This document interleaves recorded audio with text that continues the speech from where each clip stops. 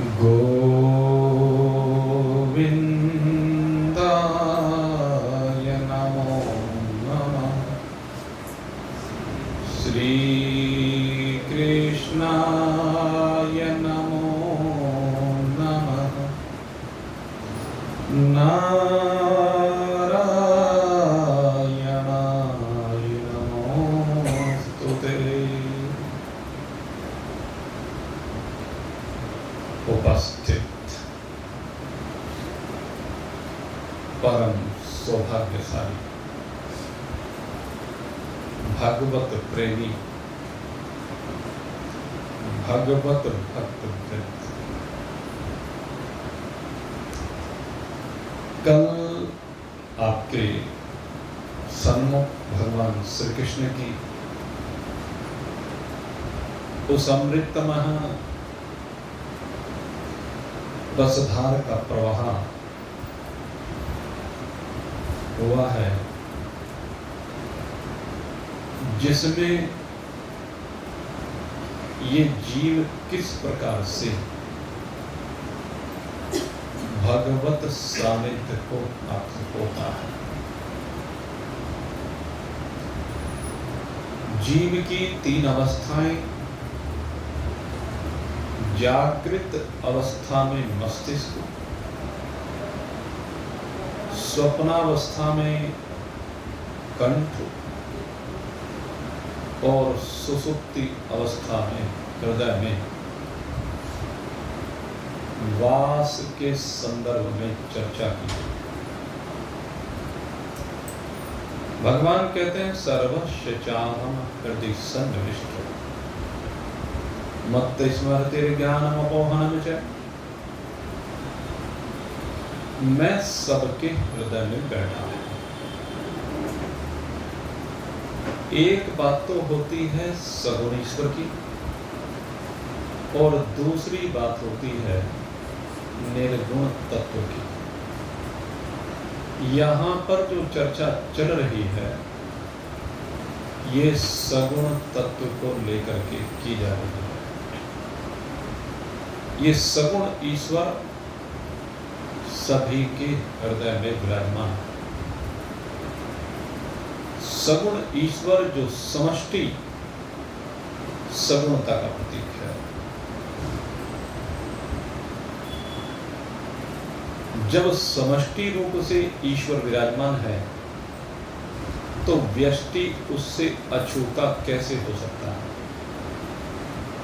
क्योंकि समष्टि का ही एक अंग, एक भाग व्यष्टि कहलाता है। जीव अपने आप को व्यष्टिगत मानता है, और व्यष्टिगत मान करके इस समष्टिगत ईश्वर से अपना भेद मान लेता है।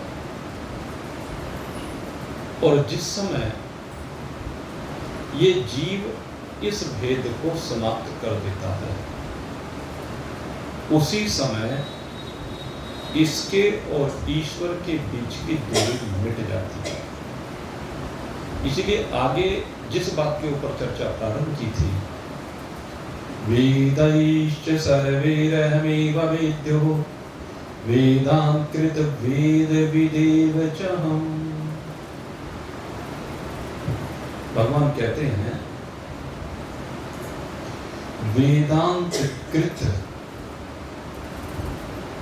वेद विदेव च।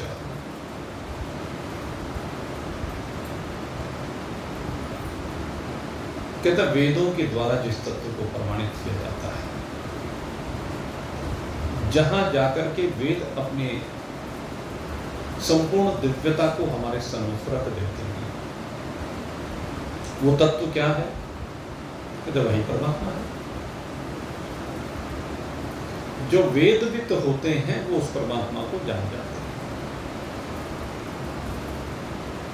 ये जीवात्मा जब महान पुरुषों की शरण में जाकर के वेदों में अनुसंधान करता है इस तत्व का, तो वो वेदवित कहलाता है। यहां पर ईश्वर को वेदवित कहा और प्रथम श्लोक में 15वें अध्याय के जीव को वेदविद कहा। ये दोनों वेदविद कहने से इसका अर्थ ये होता है कि जीवात्मा और ईश्वर दोनों एक ही है, दोनों में कोई भेद नहीं, लेकिन इसकी सिद्धि होनी चाहिए। जब ये जीवात्मा परमात्मा को जान लेता है, वेदों का अनुसंधान करता है महान पुरुषों की शरण में, तभी तो कहा। और ईश्वर सदा ही अपने स्वरूप को जानता है कि मैं ब्रह्म हूं। जीव सदा नहीं जानता। जीव जब अविद्या के अधीन हो जाता है, माया के अधीन हो जाता है, तो अपने स्वरूप को भूल जाता है और भूलते हुए संसार की माया से मोहित होकर के संसार का संग कर लेता है, संसार में बंध जाता है।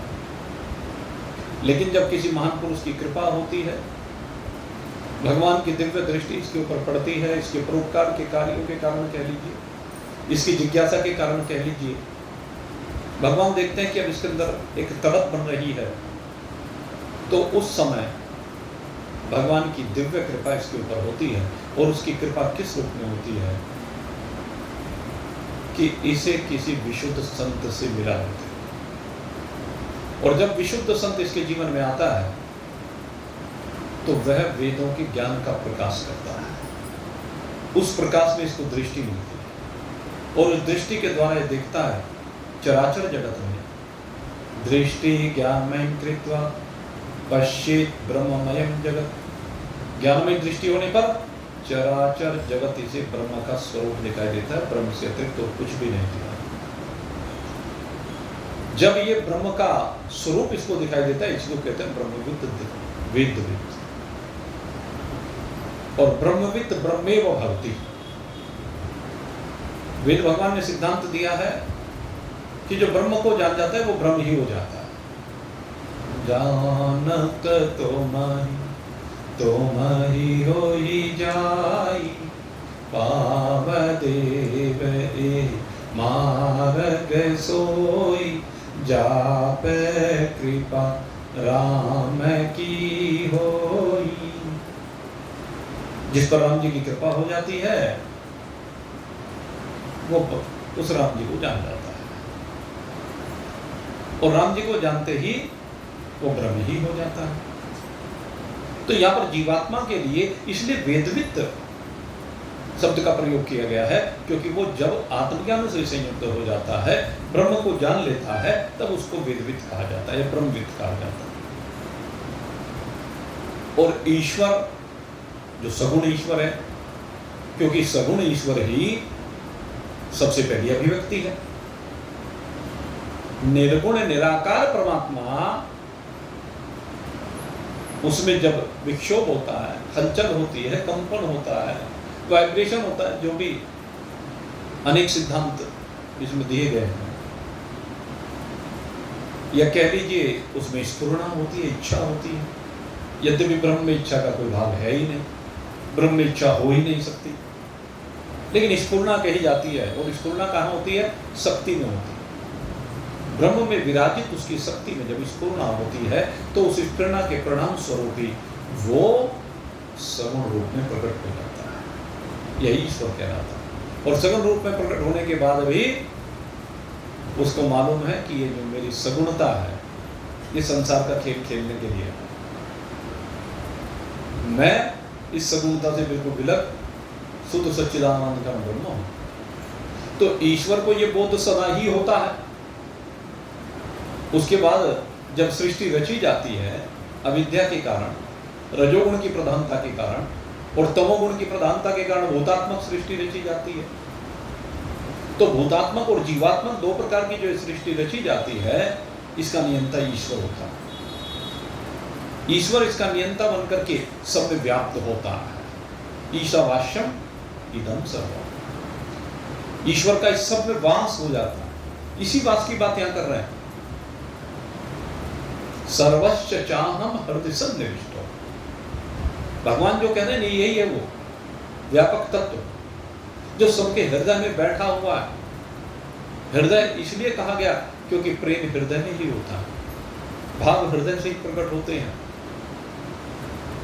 और विश्रांति इस हृदय में ही मिलती है जीव को। मस्तिष्क में विश्रांति नहीं मिलती जीव को।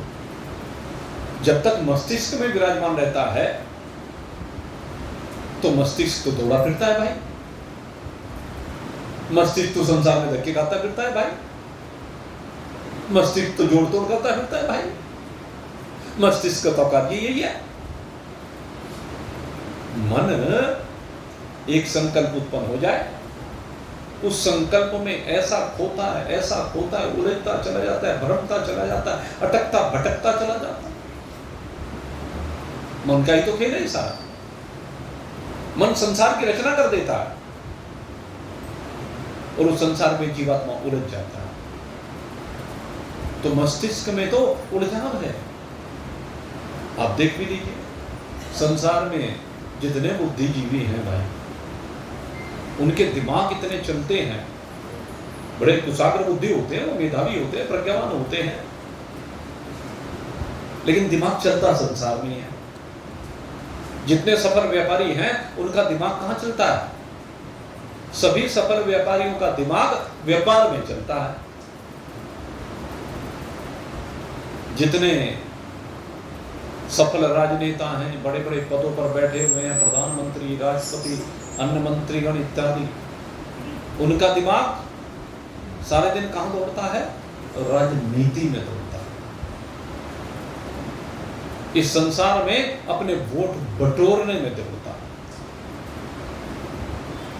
जितने खिलाड़ी हैं उनका दिमाग खेल में दौड़ता है।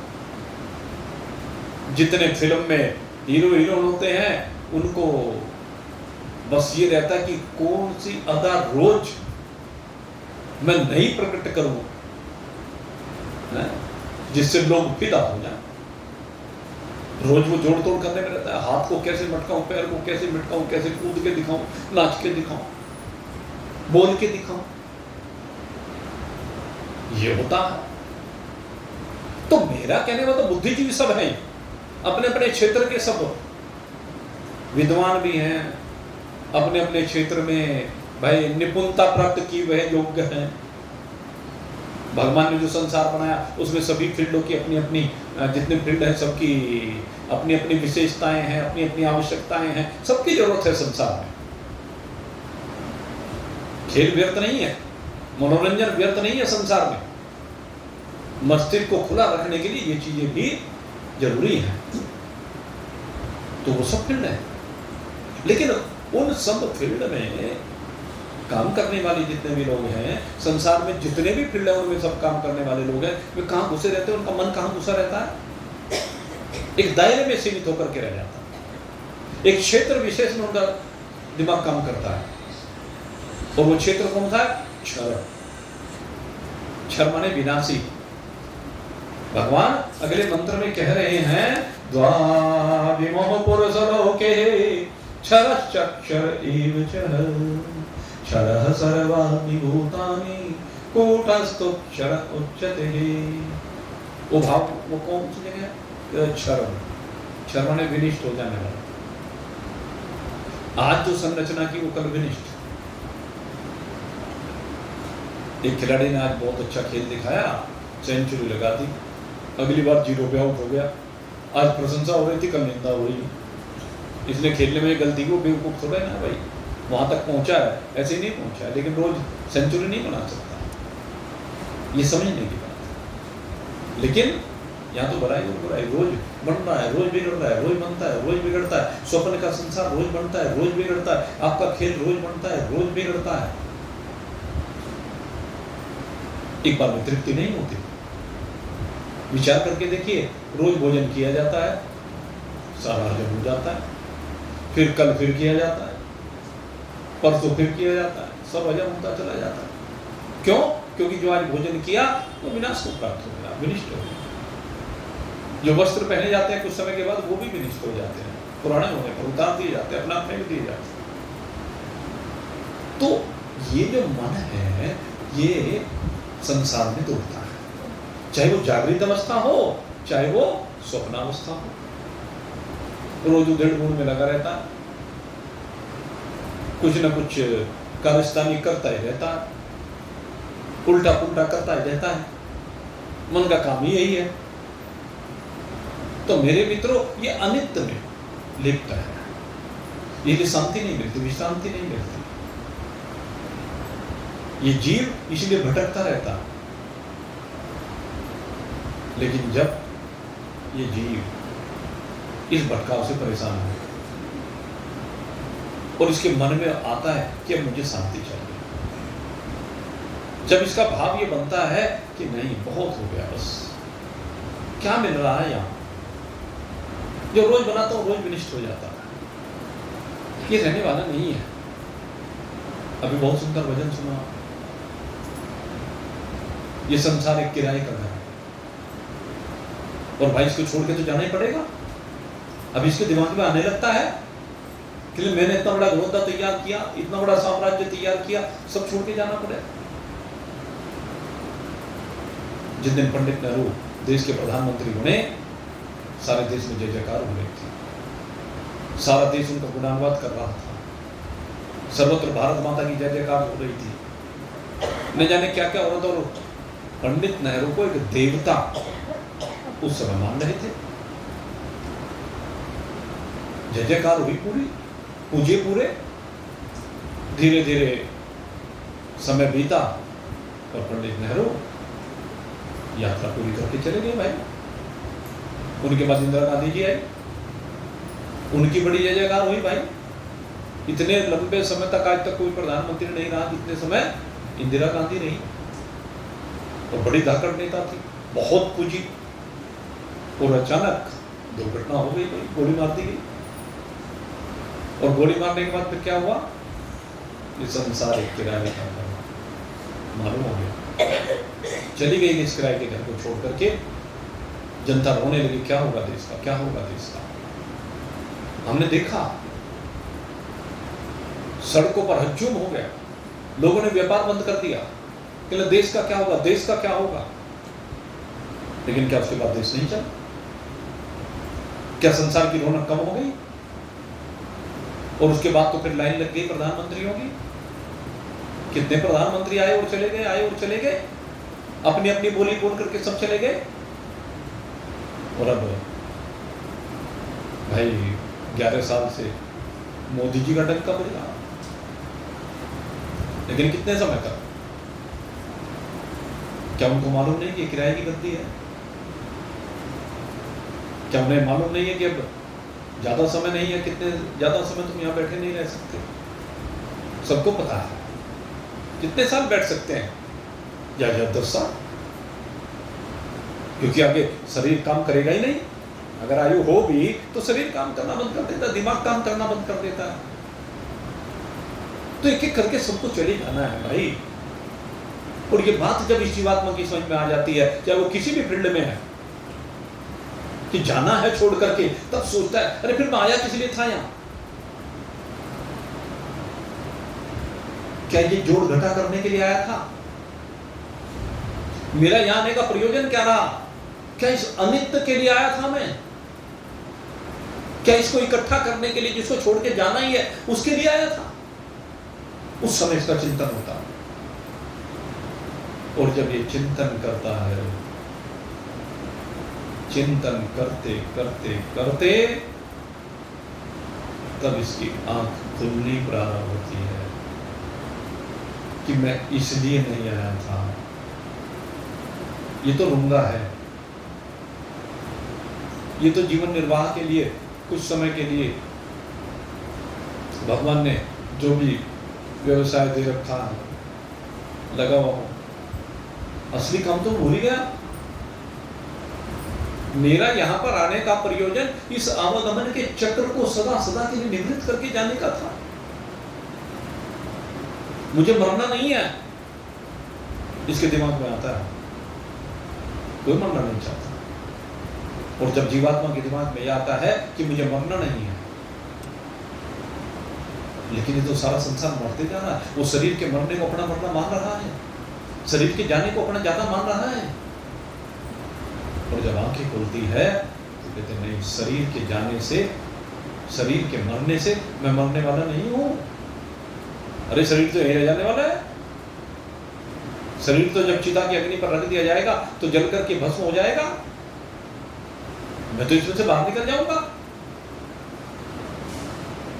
बाहर निकल करके फिर कहां जाऊंगा? फिर दूसरे शरीर में डाल दिया जाऊंगा। इस शरीर को छोड़ करके जब जाऊंगा तो उसके बाद फिर किसी दूसरे शरीर में डाल दिया जाऊंगा। वो डालने वाला कौन है? मुझे उसकी खोज करनी। अगर उस डालने वाले से मुलाकात हो जाए तो कहने बस फिर तो मजा आ जाएगा, फिर ये भागा दौड़ समाप्त हो जाएगी। क्या मिल रहा है इस भाग दौड़ से? मुझे तो इस भाग दौड़ को समाप्त करना है। वो चिंतन करता है, फिर सोचता है भाई कौन बताएगा, कैसे बताएगा, कैसे पता चलेगा? तभी अपने शास्त्रों की शरण में जाता है, तभी अपने संतों की शरण में। संत और ग्रंथ दो चीजें ऐसी हैं। संतों की शरण में जाना और ग्रंथों की शरण में जाना। जीव के उद्धार का उपाय यही है। लेकिन मेरे मित्रों, एक बात का ध्यान रखना, संत और ग्रंथ की शरण में तो जाएं, लेकिन कौन से ग्रंथों की शरण में जाएं? तो जो हमारे मूल ग्रंथ हैं, वो ग्रंथ जो भगवान से प्रकट हुए। भगवान से प्रकट होने वाले ग्रंथ कौन से हैं? वेद। वेद भगवान की तो वाणी है। ब्रह्मा जी को भगवान ने 4 महामंत्र का उपदेश दिया। पहला महामंत्र प्रज्ञानम ब्रह्म।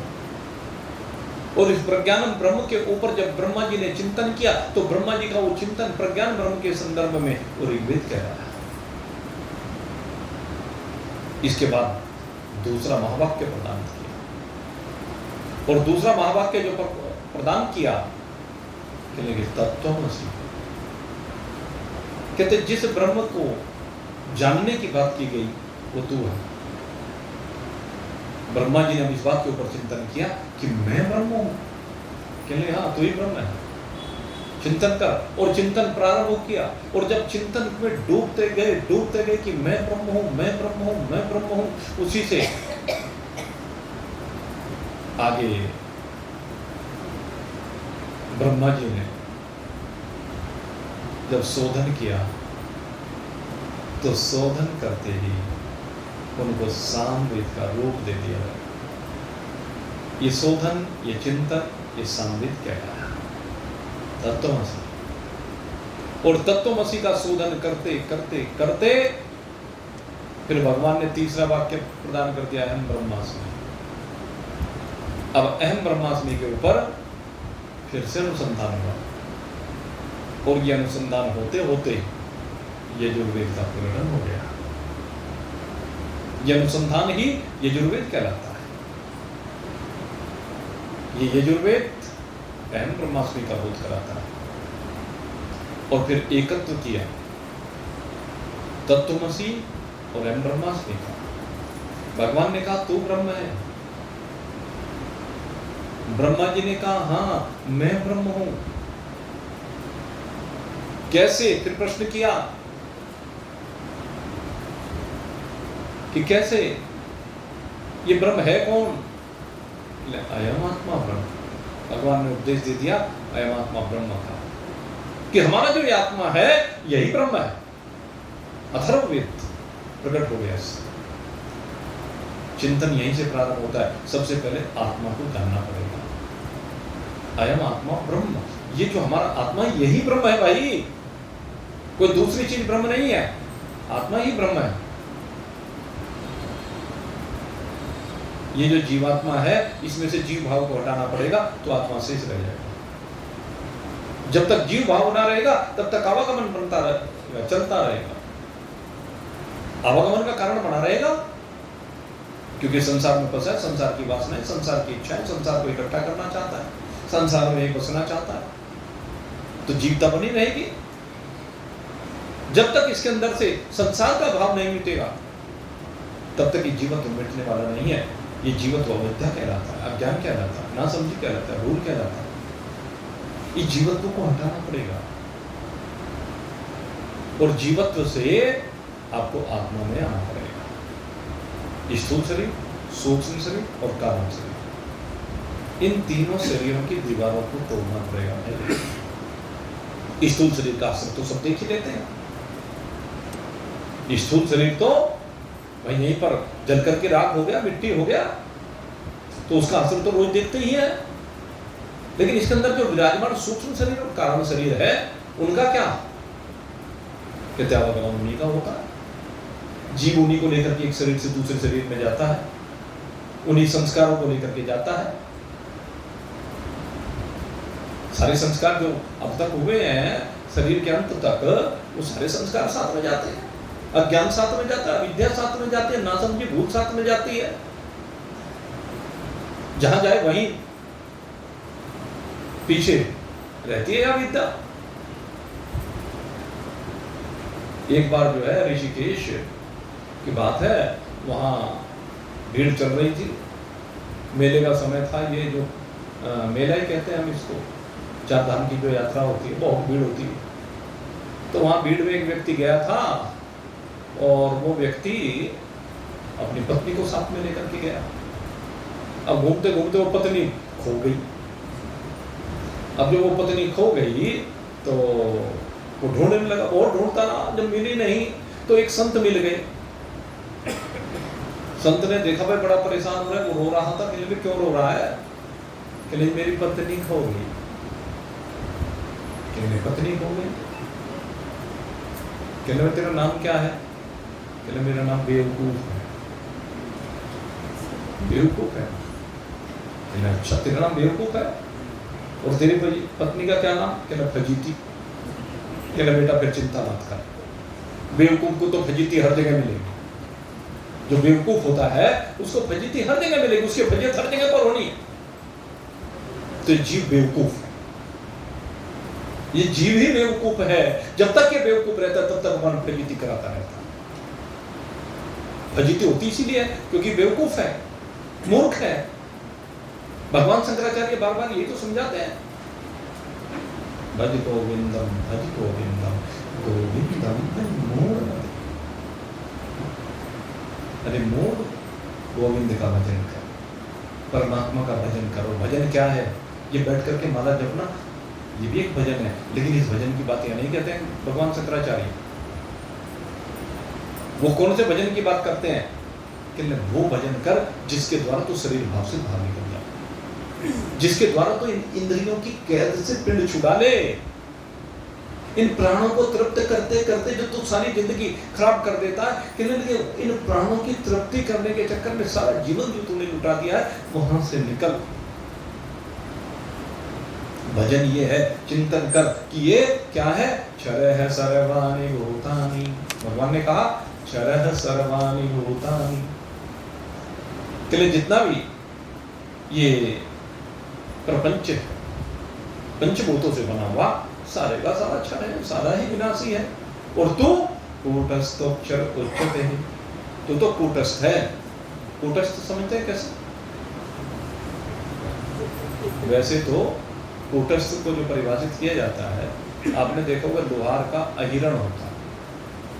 लोहार होता है, वैसे तो आजकल उतने काम रहे नहीं, पहले लोहार हुआ करते थे तो एक बड़ा पिंड हुआ करता था लोहे का, और उनको जो भी कुछ यंत्र उस पर बनाना होता था, पहले तो अस्त्र शस्त्रों के निर्माण हुआ करते थे भाई, तो दो व्यक्ति होते थे। एक व्यक्ति तो नीचे वो लोहे का सामान लेकर के बैठता था, और एक व्यक्ति भारी सा हथौड़ा लेकर बैठता था, घन कहते थे उसको। और जहां आवश्यक होता था उस यंत्र पर वो चोट मारता था, नीचे क्या होता था? वो अहिरण होता था। तो यंत्र पर, उस लोहे के यंत्र को बनाते उस लोहे पर जो चोट लगती है उससे वो फैल जाता था।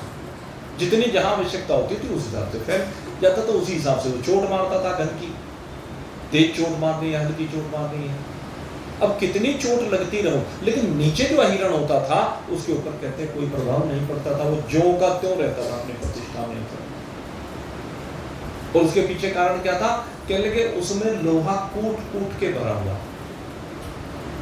कूट कूट को हम कैसे कहते हैं? इसको और दूसरे तरीके से भी समझ सकते हैं। जैसे एक गिलास दूध का भर लीजिए, अब दूध का पूरा लबालब गिलास हो, उसमें कुछ आने की गुंजाइश रह जाएगी क्या? उसमें कुछ भी आने की गुंजाइश नहीं रहती। तो वो लबालब है बिल्कुल, वो ओत-प्रोत है दूध से। तो जब कोई वस्तु किसी भी चीज से ओत-प्रोत होती है, जब उसके बाद कोई गुंजाइश ही ना रहे, अगर लबालब दूध के गिलास में आप 1 चम्मच चीनी की डालनी चाहें तो 1 चम्मच दूध बाहर निकलेगा, तब वो उसके अंदर समाएगी, उससे पहले नहीं समाएगी। ये नियम है। तो कूटस्थ ऐसा ही होता है भाई, जिसमें कुछ ना समा सके, जो कूट कूट करके बनाओ, जहां एक सुई की नोक के बराबर भी जगह खाली ना हो, उसको कूटस्थ कहते हैं। और ऐसा भगवान है, परमात्मा ऐसा ही है, आपका अपना ऐसा ही है। ये कूट कूट के भरा हुआ है। ये मेरे पास माला है, इस माला के किसी भी पुष्प को आप देखें, किसी भी स्थान से देखें, इसमें से हर पत्ती में से सुगंध आएगी। इसके हर भाग में से, पत्ती में से सुगंध आ रही है। सारी पत्ती में सुगंध समाई हुई है कि नहीं है? तो सुगंध इसमें कूट कूट के भरी हुई है। कहीं से देख लीजिए, वहीं कूट कूट के सुगंध भरी हुई है। इसको कहते हैं कूटस्थ। कहते हैं ऐसे ही आप परमात्मा, ये आत्मा चराचर जगत में ऐसी भरा हुआ है। कूटस्थ हो अक्षर उच्चते, और ये जो कूट कूट के भरा हुआ है, इसका विनाश करने में कोई भी समर्थ नहीं। इसका विनाश करने में, इस अविनाशी का विनाश करने में कोई भी समर्थ नहीं है। ये न जलता है, न गलता है, न उड़ता है, न सूखता है।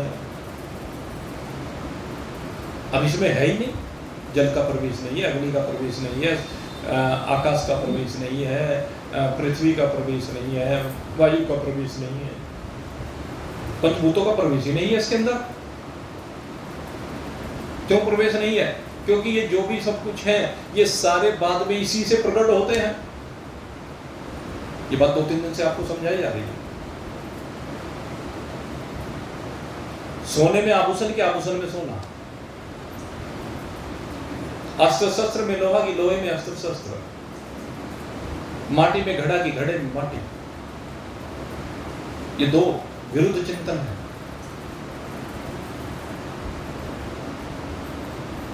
सारा घड़ा क्या है? वास्तविकता क्या है घड़े की? माटी है। आभूषणों की वास्तविकता सोना है। अस्त्र शस्त्रों की वास्तविकता लोहा है भाई। तो लोहे में अस्त्र शस्त्र है, सोने में आभूषण है, मिट्टी में बर्तन है। बर्तन में मिट्टी नहीं, आभूषण में सोना नहीं, अस्त्र शस्त्रों में लोहा नहीं। अपितु क्या कहना है? लोहे में अस्त्र शस्त्र है, सोने में आभूषण है, मिट्टी में बर्तन है।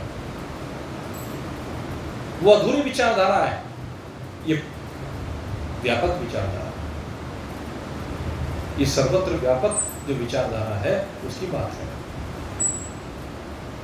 ईशावास्यम इदम सर्वम, ये जगती पर जितना भी जगत वो सारा ईश्वर ही है। यहां पर इसका भाव लीजिए, ईश्वर इसमें व्यापक है नहीं, ईश्वर में ये है। व्यापक तो ईश्वर है ही, व्यापक ईश्वर में ये सब भाषित हो रहा है, सब प्रतीत हो रहा है, ये सब विनाशी है, ये रहने वाला नहीं है। कभी बनता है, कभी बिगड़ जाता है। जैसे आप में स्वप्न कभी प्रकट हो जाता है, स्वप्न का संसार प्रकट हो जाता है। स्वप्न के सब माता पिता बाल बच्चे, नदी नाले पेड़ पौधे समुद्र सूरज चांद सितारे क्या प्रकट नहीं हो जाता है? लेकिन कभी आप में बन जाते हैं, कभी आप में ही सिमट जाते हैं, आप में ही लय हो जाते हैं, आपसे विलग रहते ही नहीं है। स्वप्न का संसार यही तो है। तो इसको लय करना है भाई। लय जब आप कर देंगे तो आप अकेले रह जाएंगे। जब आप में संसार है तो आप तब भी हैं। जब आप में स्वप्न का संसार है तो आप तब भी जो के तो हैं। आपका कुछ घटा बढ़ा नहीं भाई, घटता बढ़ता कुछ नहीं। सिनेमा के पर्दे पर फिल्म चलती है, न जाने कितनी घटनाएं दिखाई देती हैं, लेकिन प्रताप अपनी प्रतिष्ठा में अचल ज्यों का त्यों विराजमान है। सड़क के ऊपर न जाने कितने वाहन तोड़ते हैं, लेकिन सड़क अपनी प्रतिष्ठा में सदा ही विराजमान है। सड़क कहीं नहीं जाती। फलानी सड़क दिल्ली जा रही है, बम्बई जा रही है, कलकत्ता जा रही है, सड़क कहीं नहीं जा रही भाई, सड़क तो वहीं है। उस पर चल करके आप वहां पहुंच सकते हैं, वाहन पहुंच सकता है, सड़क नहीं जाती, क्योंकि सड़क तो स्थिर है, अचल है। ऐसी परमात्मा स्थिर है, अचल है, व्यापक है। उस व्यापक में ये तरह तरह की भ्रांतियां जो बनी हुई हैं, उन भ्रांतियों को हटाना है भाई। उन भ्रांतियों को कब हटाया जाएगा? कि 3 प्रकार की चर्चा इस अध्याय में भगवान ने की है। पहले संसार की चर्चा की है, फिर जीवात्मा की चर्चा की है, फिर परमात्मा की चर्चा की है। 15 जो मंत्र आए हैं, उन 15 मंत्रों में यही चर्चा हुई है। अब ये 16वां मंत्र हमारा जो चल रहा है, द्वामिमोह पुरुषो लोके क्षरश्च अक्षर एव च। 2 प्रकार की सृष्टि है, 2 प्रकार के ये भाव है। इस संसार में 2 प्रकार के ही जीवों की स्थिति कही गई। एक क्षर और एक अक्षर। क्षर कौन सी? शरीर में से जीवात्मा निकला, और जीवात्मा के निकलते जो शरीर न जाने क्या क्या करता हुआ दिख रहा था, संसार में विचरण करते हुए दिख रहा था, खाता दिख रहा था, पीता दिख रहा था, आता जाता चलता फिरता, पता नहीं कितना लेना देना जीवन में, कितना खाना पीना इसने किया, सब बंद हो गया एक क्षण में, एकदम बंद हो जाता है ना।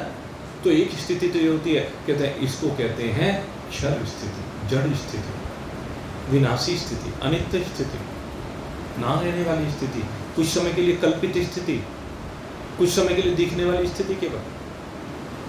और दूसरी स्थिति कहते अक्षर है।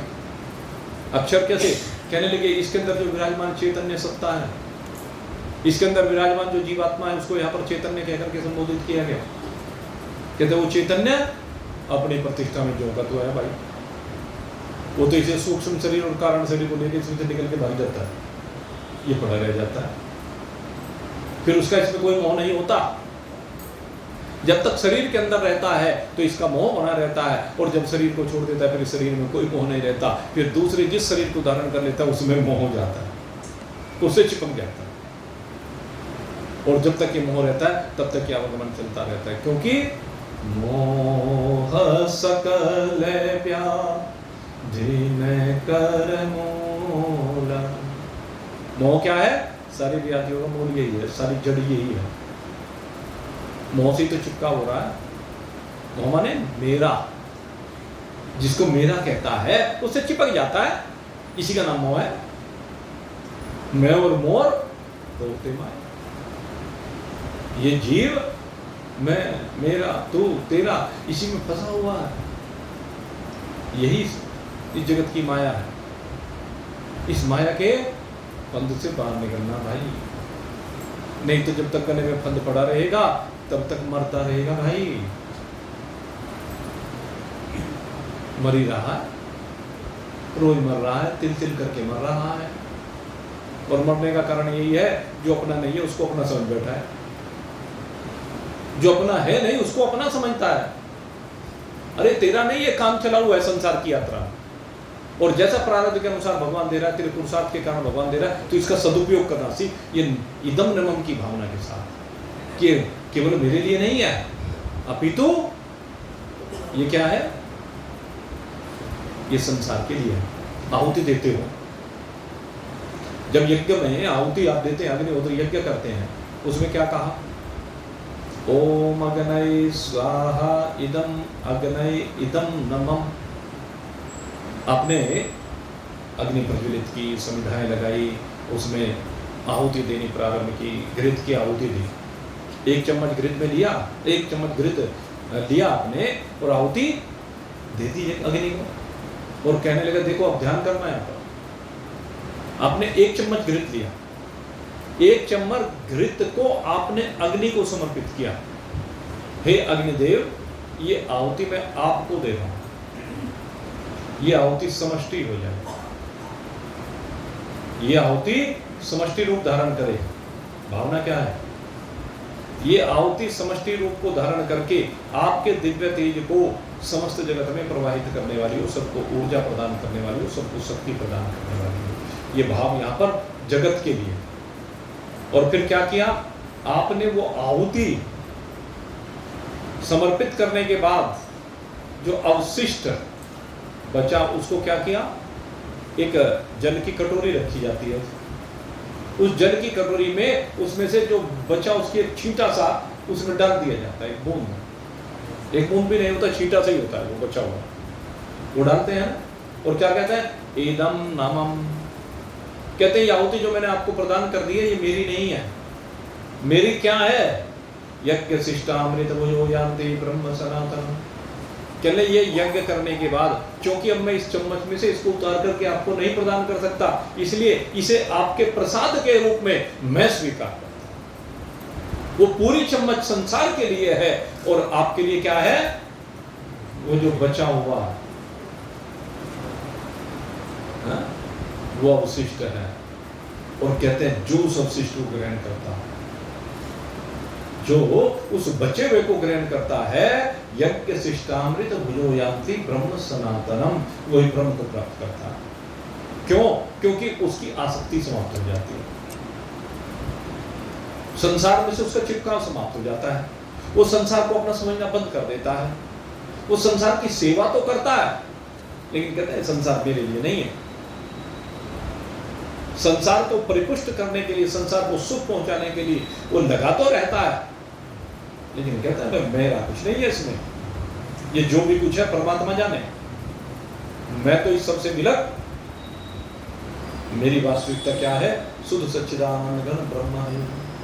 तो जितनी भी आहुति दी जाती है उनके पीछे भावना होती है कि व्यक्तिगत रूप से दी गई आहुति, यानी मेरे द्वारा दी गई आहुति, एक जीवात्मा के द्वारा दी गई आहुति, वो समष्टि भाव को प्राप्त कर ले। और इसके पीछे भाव ये रहता है कि मैं व्यक्तिगत भाव का परित्याग करके समष्टिगत ईश्वर के साथ एक हो जाऊं। ईश्वर अंश जीव अविनाशी, चेतन विमल सहज सुख राशि। कहते जीव ईश्वर का ही अंश है, यही तो समझा रहे हैं यहाँ पर वेद विद वाली बात। किस प्रकार से जीव और ईश्वर एक होते हैं, इस तरह से होते हैं भाई। जब ये माया का पर्दा हट जाता है, अज्ञान का बंधन टूट जाता है, खुल जाता है, कट जाता है, तभी से पता चलता है कि मैं व्यष्टि नहीं परेशान हो रहा हूं। व्यष्टि नहीं, समष्टि मेरी वास्तविकता है। समष्टि माने व्यापक, ईश्वर वही मेरी वास्तविकता है। और जब ये वास्तविकता समझ में आ जाती है, पहले ये ईश्वर के साथ अपनी एकता को अनुभव करता है, ये आत्मा ईश्वर के साथ एकता को अनुभव करता है, और उसके बाद ये भाव भी समाप्त हो जाता है। उसके बाद ईश्वर में से माया को हटाता है। पहले अपने में से अविद्या को हटाया, ज्ञान को हटाया, और अपने में से अविद्या ज्ञान को हटाने के बाद, नासमझी को हटाने के बाद एक भूल और दूर करनी होती है कि ईश्वर में से माया को हटाता है। माया माने शुद्ध सतोगुण। शुद्ध सत्वगुण जो होता है, क्योंकि ये जो स्थिति बनती है सतोगुण स्थिति में बनती है। जब सतोगुण की अधिकता होती है, निर्मल मन जन सोम, भगवान ने कहा निर्मल मन जन सो मोहि पार, मोह कपट छल छिद्र न भाव, सरल स्वभाव नमन कुटिला, जथा लाभ संतोष सदा। कहते जिसका मन निर्मल हो गया है, निर्मल मन जन सोम है। मुझे प्राप्ति वही हो सकता है जिसका मन निर्मल हो गया है। और निर्मल मन तभी हो सकता है जब इस संसार को अपना मानने ना माने। जब तक मानता रहेगा तब तक निर्मलता नहीं आ सकती। जब संसार को मानेगा कि तो ईश्वर का है, ले तेरा तुझको क्या लगे मेरा। आरती में रोज गाते हो, आरती में गाते तो हो ना कि तेरा तुझको अर्पण क्या लगे। तन भी तेरा, मन भी तेरा, धन भी तेरा, सब तेरा है, इसलिए तेरा तुझको। वास्तव में जब सच्चे मन से इसको उसको अर्पित कर देते हो, फिर उसकी इच्छा से चलता है तन। जब तक इसमें चाबी भरी हुई तब तक चलता है ये तन। ये मन भी उसके कार्यों में लग जाता है, बस ये धन भी उसके कार्यों के लिए होता है भाई। फिर तन मन धन सब उसके कार्यों के लिए होता है, और जब उसके कार्य करते हुए ये बिल्कुल असंगता को प्राप्त हो जाता है, चिपकाव से भी रहित हो जाता है, कहीं नहीं चिपकता फिर। तो उस स्थिति में इसको बोध होता है। सत्व गुण की अधिकता होने पर फिर ये सत्व गुण को भी विलग करना प्रारंभ करता है, और जैसे जैसे सत्व गुण लय होना प्रारंभ होता है, लय होता है भाई सत्व गुण। कैसे लय होता है? जैसे अग्निहोत्र का उदाहरण दिया ना, अग्निहोत्र की अग्नि घी डालते रहते तो प्रज्वलित होती रहती है, और अब इसने घी डालना बंद कर दिया है। जैसे जैसे घी डालना बंद होता चला जाता है, तो पहले तो घी डालना बंद होता है, फिर सारी जितना ईंधन उसमें होता है वो जल करके भस्म होता है, और सब कुछ भस्म हो जाने के बाद फिर अग्नि भी शांत हो जाती है, लय हो जाती है, और फिर भी उस भस्म में अग्नि रहती है, लेकिन धीरे धीरे वो भी शांत हो जाती है। तो ठीक इसी प्रकार से ये सत्वगुण भी धीरे धीरे, जब इसे आहुति नहीं मिलती है, रजोगुण तमोगुण रूपी भोगों की आहुति नहीं मिलती है, तो ये ईंधन सारा जला डालती है, कूड़ा कचरा सारा जला डालती है ज्ञान की अग्नि। और इस ज्ञान की अग्नि में सारा कूड़ा जब जल करके भस्म हो जाता है, तो इस सत्वगुण भी लय को प्राप्त हो जाता है, और जिस समय सत्वगुण लय को प्राप्त होता है, उसी समय स्थूल सूक्ष्म कारण तीनों प्रकार का भाव निवृत्त होकर के एक शुद्ध सच्चिदानंद घन ब्रह्म मात्र शेष रह जाता है, जिसको कहते हैं कूटस्थो अक्षर उच्यते। और यही वो आपकी स्थिति है, वही पुरुषोत्तम परमात्मा की प्राप्ति की स्थिति है, उसके साथ अभेद स्थिति है। वहां पर भेदभाव सब निबट जाता है, और ये अपने आप में, अपनी परमात्मा स्वरूपता में, आनंद के अथाह समुद्र में, समुद्र में क्या भाई, समुद्र ही हो जाता है आनंद, ये आनंद समुद्र ही हो जाता है।